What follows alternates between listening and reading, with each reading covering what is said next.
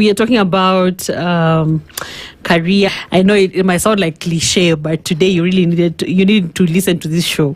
So on the masterclass today, we are asking you, do you feel stuck? Do you feel underpaid? Do you feel overlooked or ready for your next level, but you don't know how to get to it? Mm-hmm. This conversation is definitely for you. Mm-hmm. We're talking about career upgrade in 2026 and how to grow intentionally, how to earn better, how to position yourself for promotions and align your purpose with pay.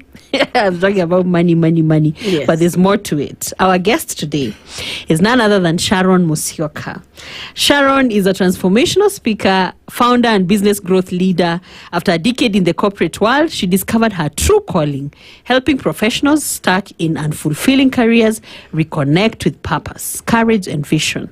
Through Lead You Global and her Lead You podcasts, she's also a podcaster. Sharon empowers professionals to take responsibility for their lives, embrace self-leadership, and create meaningful impact. I love that her organization is known as Lead You. Lead You Global. Lead You. Lead yourself. Welcome, Sharon. Thank you. Thank you so much. I'm happy to be here. Trying to internalize the Lead You. Yes. What's your pink today? Let me start off by asking that. What's your pink? Having this conversation with women and women like you is so enriching. It's just so fulfilling. And knowing that you will touch a woman somewhere, it's just it. Yes. Yeah, so that's my pink, to be on purpose with other women who are on purpose. So yeah, that would be it. Thank you. And welcome to the show today. Thank you. It's a new year. You're our first guest. This is called the masterclass. We intend to learn so much from you, to drain you. We'll learn from each other. We learn from each other. Yes. And we are so excited to have you today. So we'll just get right into it. When you talk about career upgrade in 2026, what does that actually mean? Do we start by defining a career? Let's start from there. We could start from there. Mm-hmm. But probably there's something you insisted on before I come to the career upgrade and defining what that really means. Mm-hmm. What Lead You is all about. Mm-hmm. I think before we go there, let me just give you a bit of brief why I came up with that word or that name or that brand. Okay. Lead You, as you were saying, and pointing it to yourself is just actually it. So I was feeling so happy that you got it so well. So leading you is about leading you. You're the CEO of your life, taking responsibility for your career. So even before we define that career, you must know that no one is coming for your rescue. It must be you. The buck stops with you. Yes. That waiting and hoping that you will be remembered. The boss will recognize. Or you will wait until Jesus comes back. Yeah. You will wait. Yes. You will wait. And no one owes you nothing. The buck stops with you. That today this is what I want. I got to make it happen. Yeah. So let's define career and see how we work through that. Yeah. Because it has to be me, it has to be you making that deliberate move in 2026 to make it count for us. So as you said, career is basically the path that you've chosen as a person. This is the career, this is a path, this is the direction that I am taking as a person in terms of your calling, your purpose, your skill set.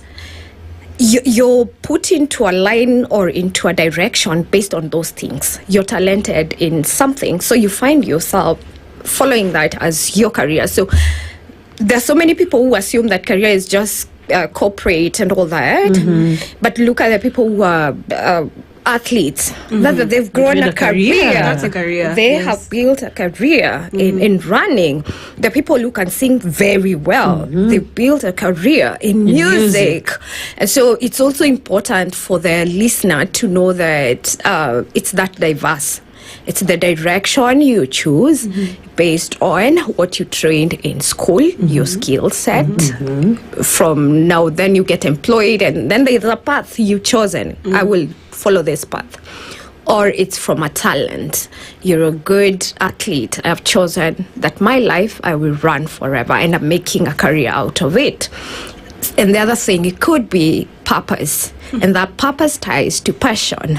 So you've chosen a career from your purpose, from a passion that is directed from that point. What else have I not defined? What's a definition? I've never looked at it that way. That's why we are here. Yeah, Yes. and I love it that we started it from there, because most of the time, like you said, we look at careers as, if you're employed, just employment. Oh, you're a journalist, you're a doctor, that's how we look at it really. Yes. But it's that's limiting. It's very limiting. Yes. Yeah. And I love it that you've defined it in such a way. All right. And right now we can look at it from that angle. Yeah. That was a good place to start. That's a good place to start. Yes. You've done very well. That was a very good introduction, because now everyone, whatever they do, and our listeners obviously, whether you're very in diverse, business or what, like still you a can career. actually. So, Sharon, I'm curious, from your work at Lead You Global, what patterns are you seeing amongst professionals who are thriving and those who chose or maybe are still feeling stuck somewhere? What's the defining factor here? For those, if I heard you well, the question is the differentiator between those that are thriving and those that are stuck or unfulfilled, those that are tired, those that are just dragging to work, literally. But there are those that are just so happy into this thing. The differentiator, if I got you well, that's the question.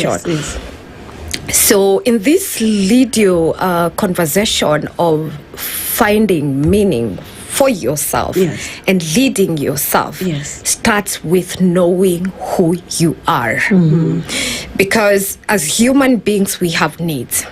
And most of the times when we are starting a career, the need usually is very tied to material or tied to just money, tied to I can pay my bills.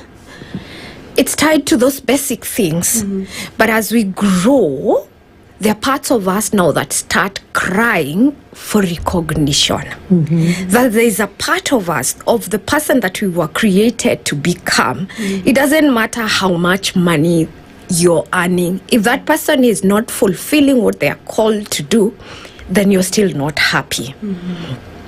So the differentiator of people who are thriving is because these have found who they truly are, and they have brought that person into the work that they are doing. So they are happy coming to work every day. They have defined who they are and why they're on a radio station. They know I am created to inspire people. So every morning I come to inspire women across the country. And while at it, I earn. And while at it, it is making me money. Passion it's just and not money. a passion. It's just not, I'm not chasing just wind. I'm here. As I speak to women, money is following me. Now that gives the difference. Now when you look at the other side of the coin, is someone who is chasing money and not fulfilled. This other person is chasing purpose. Purpose coming from a place of passion and a place of talent. Because you're good at, most of the times our passions are driven by what we are gifted in. Because we are easy at those things. We just, flow into them. And so the difference is that the people who are working from a place of purpose is that these ones are chasing purpose every morning. Money is following behind. The other side is chasing money. And they have not discovered purpose. Purpose is behind crying.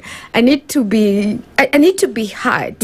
Because when we talk about purpose, and probably we'll delve into it more, you want to be heard. It's the voice within you that wants to come out and say, this is who I was meant to be. And so as long as the money is leading, you will not be fulfilled. Interesting. And that's the difference between those two groups of professionals. Yes. And, in the same line, we talk about a career strategy.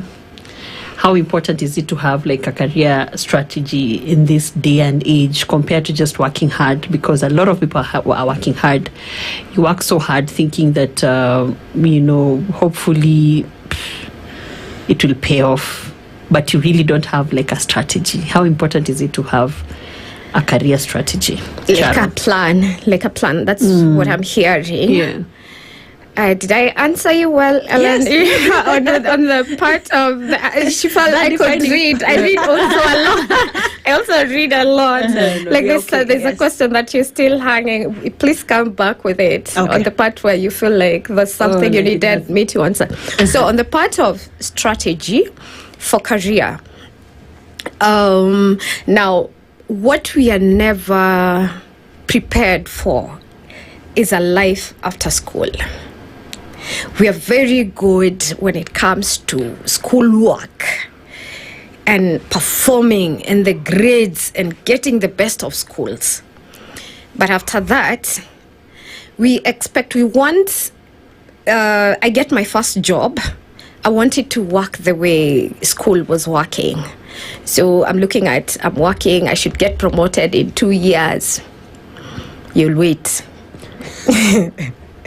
You'll wait. So no one really prepares you for that plan. And I guess that's why we are here, to help those that are looking at starters or those that want to change. You're probably in the middle of your career in a senior level, but you're still feeling that you need to change. When we talk about a plan, it's you being able to define what career growth looks like for you. Or what does your career look like for 2026? At the end of, by November, December, where do you want to see yourself? And that is informed by your plan for the next 3, 5 to 10 years of where what your career should be looking like. So 2026 is not a standalone. It is informed by your long-term plan. Growth, by your where do you want to see yourself in the next 10 years? If you're not able to answer that question, then you're not likely to get it right with your 2026 plan. Because mainly you're drawing from your main plan to 2026. It's not that 2026 has come. I need to plan for my career. You're off. You're quite off. You must already have a plan for the next 3, 5 years to 10 years for some people. Though things keep changing, we keep adjusting our plans. But the vision remains. Yeah, the vision remains. Yes. The goal remains. The goal remains. Yeah. So once you understand what that looks like for you, then you start to define how to get there. What will it take me to move from point A to point B? I want to move to another organization. Yeah. What does it take for me to move from this organization to that other organization? Okay? So you have to look at where am I at? Where am I at? So that then also now you're able to know how you're moving to where you want to go. Where am I at in terms of what does that position that I want require? Do I have those things? I could be working in a radio station. I want to move to a bank. Is that a real fit? Because I think why I'm touching on that is because I find many professionals wanting to move from banking to media house. You want to make such a drastic change. As a HR person seated somewhere, I'm looking at someone who is coming to the job and running with it. We do not have time for training. Everyone is looking at cost cutting. Yes. So you should come and learn and flow with it from day one. So we have to be realistic with our planning. We have to plan smart, as you were saying, not just hard, not just to have a beautiful, plan, because plans look very beautiful on paper. So it's not just about having that, but also looking at the how realistic is it for me to achieve this. The then be very honest with yourself. Have a very honest conversation. Talk to people who are doing what you want to do. Let them tell you what it takes. Be honest. If you're not ready, first work on preparing yourself. If it means going back to school, if it means adding a certain paper, upskilling you, do that. If it means a bit of networking, then do that. So once you've gotten that right, then you're looking at, and I think that's what I'm touching on, what are the resources that I need to get there? To get to the next level. Yeah, so when you're doing, at the end of the year, when you're doing a personal evaluation, you can see that you did your best. You actually did your best in terms of execution. You were able to go back to school. You added professional paper in that regard. You're able to network with a couple of people in that organization, wherever you want to go. There are steps that you made, the things that you did within that year for you to get to where you're going. Whether you got there or didn't get, that means that you moved from point A. You're not at B, but you're in the middle of somewhere, so you're going somewhere. If you're doing your evaluation at the end of the year and realize that out of your plan, the strategies, whatever steps you said you're going to take to get you to point B, none of them was actualized, realize that you're still in A. Yeah. Okay. And probably we should have a conversation of why we have very good plans, but none of it gets executed. Because it's a question of capacity at a personal level, which ties to what I talk about on leading you. You must build capacity for you to be an executor of your plans. Yes. Wow. Did you hear that? The strategy. She's taken us through why and how you should have and how. Yeah, the strategy for your career. Yeah. Yes. Sharon, while we have agreed that in my strategy the goal is there, we know the goal, yeah, and we are working towards it, and we have this strategy, right?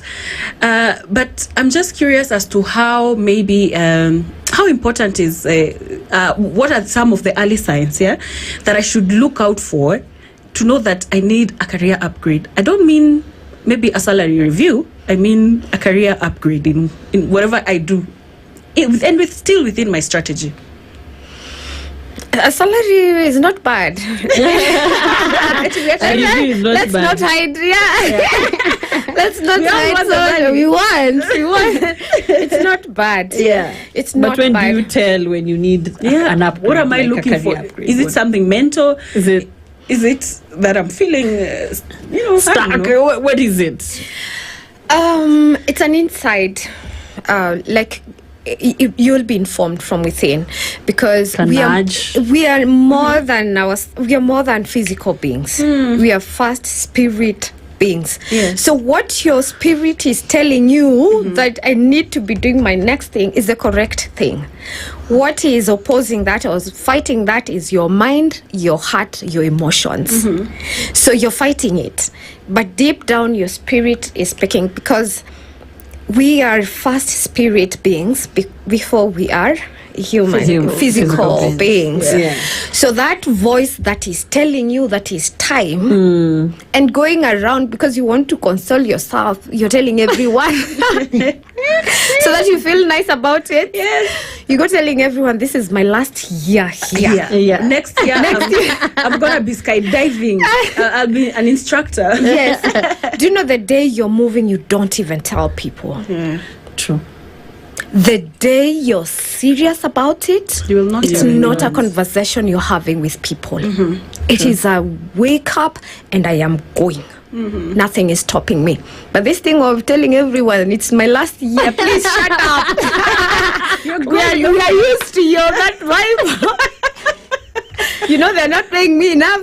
They're not doing what? They're not. This is my last year. I was employed somewhere. Yes. And so we used to use taxis. And there's a every day when we were going to work, I used to complain about this work. So there's a specific taxi driver who used to, transport us to wherever place we were going, because it was in the outskirts of a major town. So one day he told me, Madam, skile utatoka. That's it. And from that day I stopped complaining. And I decided, and he didn't know when I left, because when time came for me to leave, You left. You just left. But after that, it was almost like a year afterwards, after those complaints that I had been making. So when time comes, I know. When time comes, you stop telling people, you stop complaining. You just stop complaining. Honestly. Yeah. But what we do is that we wake up every morning, come sit in tables, we go for breakfast, we talk about a bad boss, we talk about the pay, we talk about how so and so is being promoted as we are being overlooked. Then what? That energy you're wasting in those circles, you should use it for yourself. Whoa. You should use that energy that you're wasting every morning in a breakfast talking about a boss for yourself. Because it's a lot of energy we waste there. Yes. It's a lot of energy. And I told you I worked in corporate. For 10 years. So I know what I'm talking about. You're too much of blaming. And so the reason I came up with leading you is because that blame game is what it starts with, that blame game ending. Because you feel like everybody else is responsible for my failures. Oh Lord! Why you leave yourself out? You're the victim. It must start with you. Yes. When you're writing of the people who failed you in your career, Number one. Sharon, Ellen, Becky. Yes. Becky's number one here. And every other woman who is listening to us, put your name there first. As your first. You're the one who is failing yourself. Yeah. And I think there's something I'd mentioned about building capacity for yourself. Yes. So that time you're wasting there, it's all draining. Yeah. It's draining. Instead, use that time to build capacity. Capacity that cannot be ignored. What's the way you're saying you're being ignored? Build capacity that cannot be ignored. And it has to touch on you as a spirit person, you as a soul person, you as a physical person. The three aspects of you. You must grow in those areas. Someone could be asking, what do you mean? Yes, or what do you mean? What do you mean by that? Yeah, what do you mean? What that means is that you must be very intentional about feeding the spirit man. And we talk about the spirit man is a replica of God, and we all are believers. And I know we don't like to hear those conversations, but the truth of it is that we are more than physical beings. Yeah. And so we must be very intentional about feeding the spirit man. Whatever that means to you, whether it is giving to the poor, whether it is fighting for justice, whether it is reading the word of God and sharing the word of God, whether it is whatever that means to you, that connects your spirit man to God, we must invest in that. The second thing is that we must invest in the man of the soul. And the soul here touches on our minds.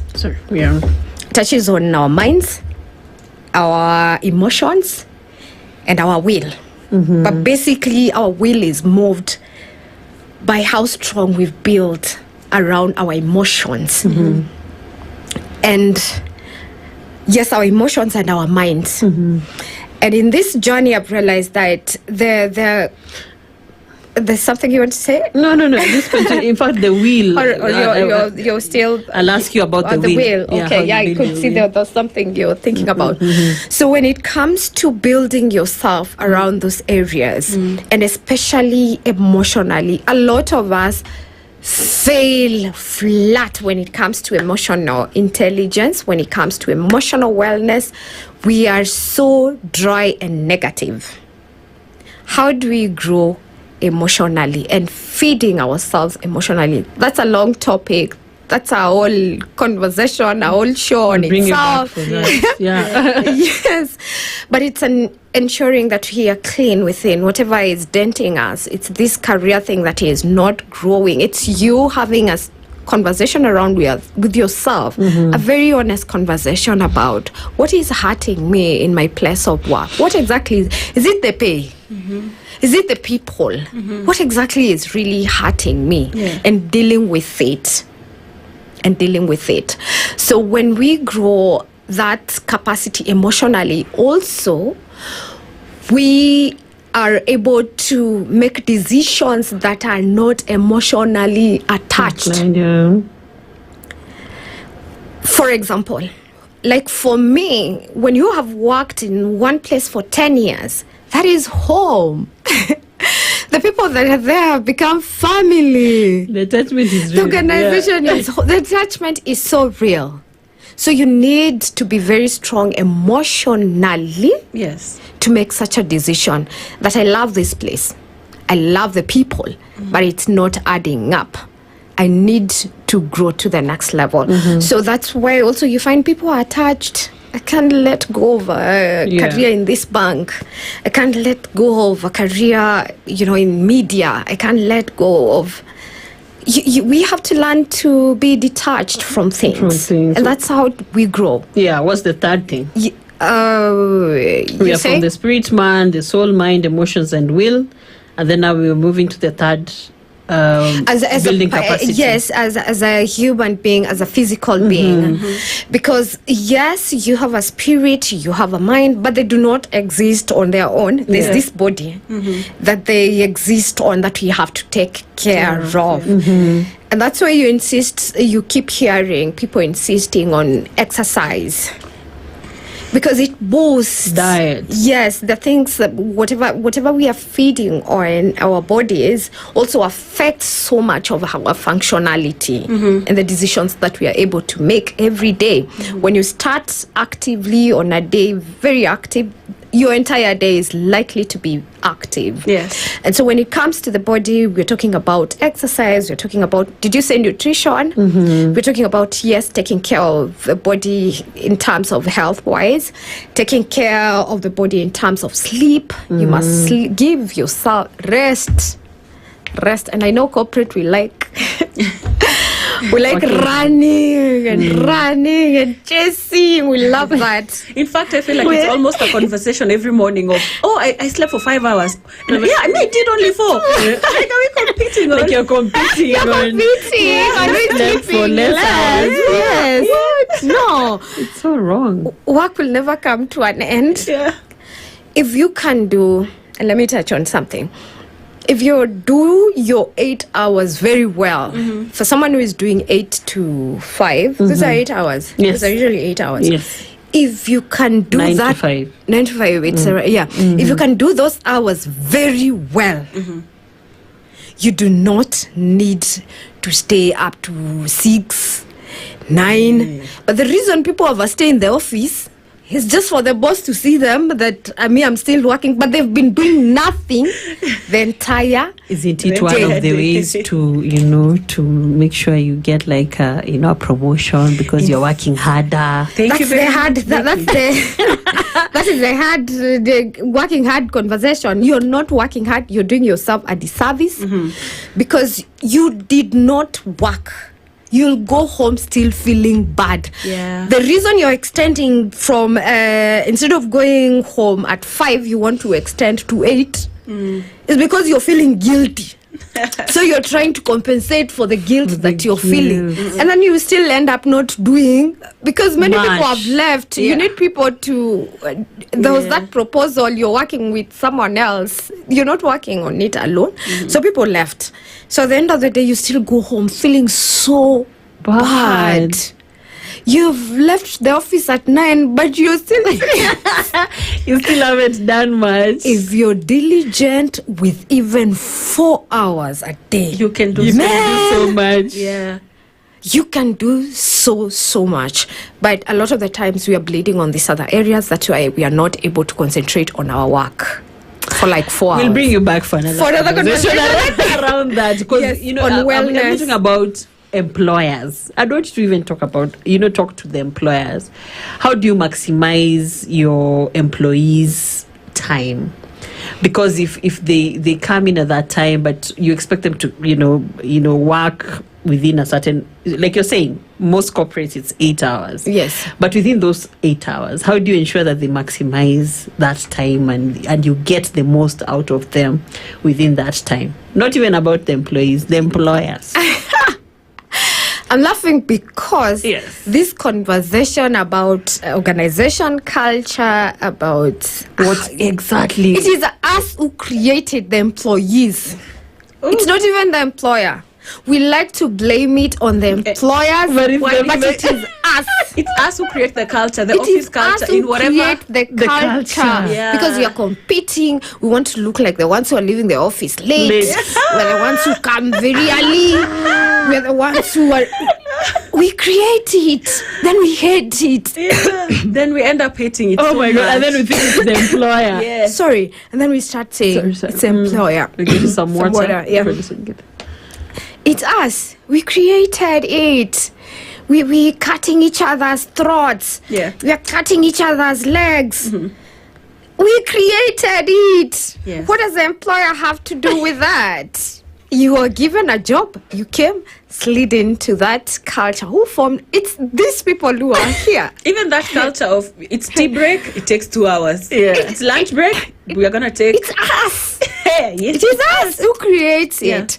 So as much as And I agree. it is true. I actually agree. It is true. I take back my words. Yeah. It's coming to talk to the employees. Yes. Yeah. Because it's as an organization, I'm the founder. I have the leaders who are running the organization Yeah. for me. Yeah. So I expect them to shape a culture. I expect the employees And sometimes it's actually also to hard for people. dictate. Yeah. Because the way you dictate it for your boss is for your boss to see that you're actually here by 7 in the morning. And by 4, you've left the office. And you've done your hours fully. And you have done there's no report your boss can ask for that is not ready. It is a trust that you're creating with your boss. Whatever time the boss wants, whatever thing, they have it. Yeah. Whatever meetings you're supposed to have, you have it. At the end of the month, you're on spot with your targets. Why will your boss not trust you that you can actually be here at 7 in the morning and by 2 you've left or you've done your work and you're done? So it's the trust that you're creating, but most of the times bosses are forced to also now become very controlling, because when we are let free, we do nothing. So also it's a place of trust between the employee, from the direct reports to the boss. It's a trust thing. It's you see the way we are working here. Yeah. It's work that you're working. This can work. This can't work. So once we create that trust within ourselves, things flow. Cultures change. Yes. But when we start to say it's the boss who says we come this time, they're saying that because they need the targets. They need the targets. And they have to deliver. Yes. Yeah. But if you can deliver, but without being supervised too much, bosses will detach. They'll also be free. We need another day. Sharon is now talking to the people. By us, I mean, the employees themselves. Yes, yeah? yes. And I'm reflecting on myself as well. Sharon, what does personal branding play in promotions and better opportunities in the office space? Since we are talking about now the human element here, how do I brand myself to, not be left out in discussions that are around promotions or the capacity salaries, building that you're talking about? all these things, yeah. I hear you. The elephant in the house, right? We need to know how to carry ourselves. How do I position myself? Yes. How do I hack it? Yes, how do I stand out? It's important. I want to start on... is it on a side note? That the reality of it is that not everyone is going to become a CEO. No. Yeah? We have to deal with that reality. As much as the 300 of us in the same department are dreaming of becoming the head of department, there can only be one. Only one. There can only be one. Yeah. So the question I'm hearing you say is, how do I become that one? Yes, how do I become the chosen one? How? In a pool of 1,000 people, how does Ellen stand out? I say that with school, it's very easy. You just need your grades. You just need your grades for you to be admitted at whatever school. Yeah. Yeah? You got that A straight, you're going there. Yes. For corporate, it's very different. Yes. Yeah. You could be performing very well. You could be a top performer. Perfect. But when it comes to promotions, they keep bypassing you. They keep bypassing you, not because you don't want, not because you've not expressed interest for that growth. Yes. Not But because you because don't qualify. Not because you don't qualify. You have all the papers. You have your undergrad, you have your MBA, you have everything right. But there are other things that play when it comes to how organizations run.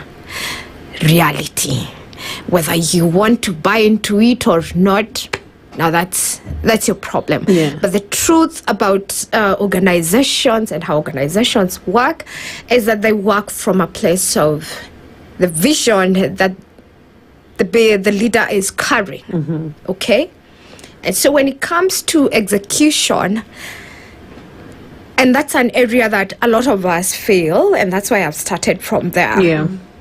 The vision bearer is a leader. And so he's looking at people who are not carrying their own visions, but people who can align to their to his or her vision. Yeah. Yeah. So if you're the type that is, you like to challenge, and it's a good personality, it's a very good personality. You like to challenge situations, you like to challenge status quo, you might be bypassed. And that's how it has to work. Because for me as a boss, This is what I want. this is what I want. Yes. So I'm looking for a team that says we are aligned to that vision. Yes. Whatever input we are bringing in, boss, we are going that We are direction. we have a one. Yeah. And if you look at also politics, that's how it works everywhere, even in politics. Yeah. I cannot be in this political party and I'm talking bad about Our leader. No, it doesn't work like that. So those are the realities that as professionals, you must know. Then deal with it. Say, I do not buy into my boss's vision. Then you need to go. There's one time where I was working. There's this lady. She came to me and she was telling me that she's not feeling comfortable with her boss. She wants this, she wants that. I told her, I think you'll go have to start your own kiosk somewhere. You'll have to go. You're not aligned. Yeah. You're not aligned. So I think you might need to start your own kiosk. And that's why you see so many entrepreneurs. They're very it's their way or their highway. Yes. So they're hard to manage. So eventually they have to go run their own thing. Yeah. So it's a personality conversation that people must be aware about as a professional. Just know who you are. You're not the kind of person who says yes to the end. Then you have to be aware of how do you align yourself, not necessarily to be a yes person, but how do you contribute to the leader's vision without feeling like you're opposing it. You get, yes, because most of the times we come out strongly like we are opposing it. We don't even know, we are not aware that it looks like that to the leaders. Until you're now in that position of leadership is when you realize, okay, there's a way you can actually contribute, but in a more without fighting it. Oh, so, and I want us to, have we finished? We were on that is one, how you're positioning yourself. So one is aligning. Yes. Alignment is very key. Very key. aligning to the goal of the leader. The leader. I have a vision. I need a team that sees what I am seeing. And when we say we are going, we are going. None of them is returning. Yeah. So that is very important when it comes to positioning yourself for growth. The number 2 thing when it comes to also positioning yourself for growth is to learn the culture of the organization. You have to know what it takes in this organization for you to grow. What is the caliber of people are they looking to grow to the next level? Probably you're a good performer, but you're not a good leader. You're not good with people's skills. And they have observed you. They have seen that you're just good with the numbers, but with the numbers and your laptop. But you're not good with people. Because leadership is about inspiring this team of people that you've been given under, and you inspire them. And you do what is the other thing? You're directing them. You're the one giving them direction.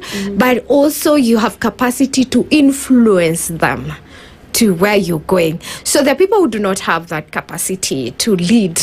They're good with performing, but they might not be good leaders. So those are some of the other things that as a person, and that's why I'm talking of growth that is touching on the full human being. Because when you are growing in that level, and the conversation around, probably I should have started from there, the conversation around career growth cannot happen without personal growth. It must start with us. Our growth is so critical that career will open up for us. We become just irresistible because there's something else. We're just not everyone is performing well. So why do you think that you should be given the job? Everyone has an MBA. Why do you think that it should be you? There must be something else, something that people can say, yes, this person has something that is extra that the organization needs. The reason I still emphasize on finding who you are and your purpose is that because that is what brings your uniqueness to the organization. We are all performing well, but this person knows themselves. It differentiates them from everyone else. So that's a very good point when it comes to differentiation and branding yourself, because branding is about setting yourself apart, having a different brand voice of your own. So knowing who you are, the person of who you are deep down separates you from everyone else. So that sets you also away from the competition. And finding purpose starts with the spirit, knowing who you are at a spirit level. So the conversation about getting close to God and knowing God, you cannot avoid it when it comes to finding the truth of who you are. Because as Miles Monroe says, is that the manufacturer is the one who knows the details of whatever he has created. Go back to the manual. You must go back to the manual, and that's a common conversation we've had. But I don't know whether we get it. But that's where it starts. And it sets you apart from everyone else. And it gives you the confidence to lead. It gives you the self-awareness. Because I'm not looking at showing up in the office like you. I'm not. I have a bigger purpose. I am a different. I'm loving this conversation for 2026. For 2026, I'm showing up as a different person with unique talents, with unique gifts. I'm not fighting anyone. Else. I'm here to. Yes, and I like going back to you. Yes, that's the reason you have your fingertip. This the thumb. It's very different. No one.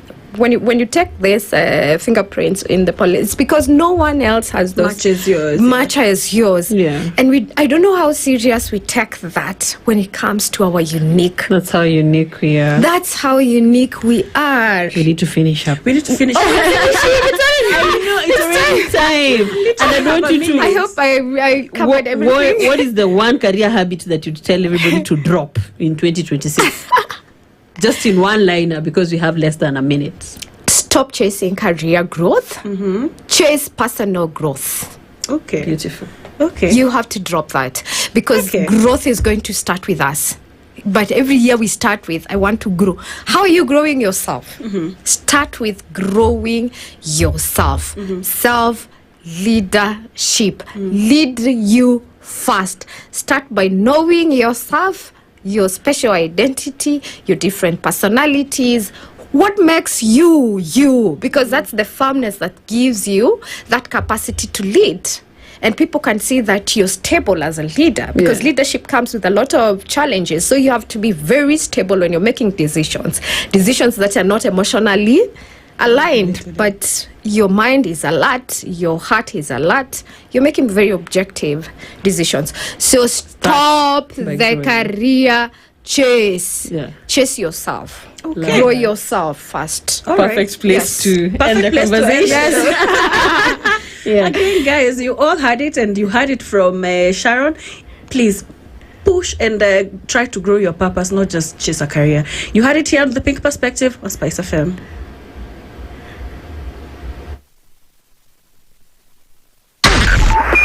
.9 Spice FM, Mombasa. More of the classics and the hits you love. Promiscuous girl, whatever you are, I'm on